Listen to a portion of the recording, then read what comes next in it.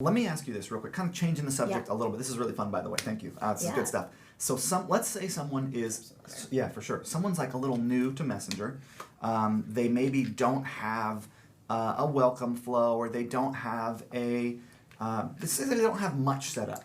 Okay. What would you tell someone to do kind of first and foremost? Would it be to make their main menu in their Messenger, make a welcome flow, use ref URLs to get people on their email list over to Messenger? Like, what's some of the first steps to kind of adopt this technology? Because a lot of e-commerce business owners feel that the technology is too young and they're waiting for it to grow a little bit. So it's like, okay, this is the playbook, then I'll adopt it.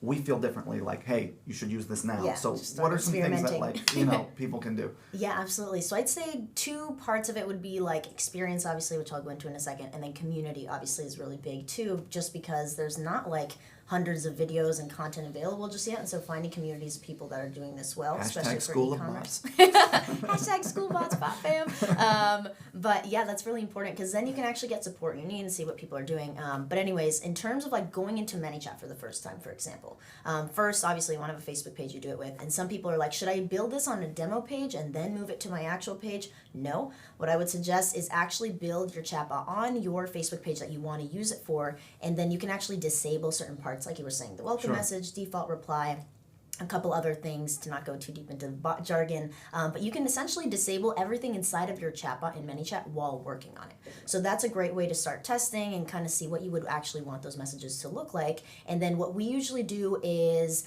it's probably like a 7-step process where we go into the Flows tab, which is where all the meat, the content of your chatbot will live. The equivalent of an email automation. Yes. Exactly. And then you can create folders in there for all the content that you would want to put into your chatbot. So usually what we'll have is, from that marketing operations and sales umbrellas, we're like, okay, are we going to be sending campaigns every week? Then we're going to create a folder called weekly campaigns, right? And then from there, we're going to create a folder called customer support, so that we can put FAQ and, get people in touch with an actual human there. And then from there, for the sales side, what's going to be, as Matt Lights, one of the awesome people in the chatbot world, says, create your money flow, right? So it's actually going to get people to your products and offer them at the right time, and so then we'll create a folder for that as well, essentially sales, right? And then from there, we'll create the content inside of those folders, inside of the flows, and then start to think about, okay, what types of fields or lead scoring or tagging do we want to do that's going to be important that our client is already, exactly. Essentially taking what you're already doing with email marketing automation and just moving it into the chatbot, and then actually being able to later sync those through something like Zapier. Hey now.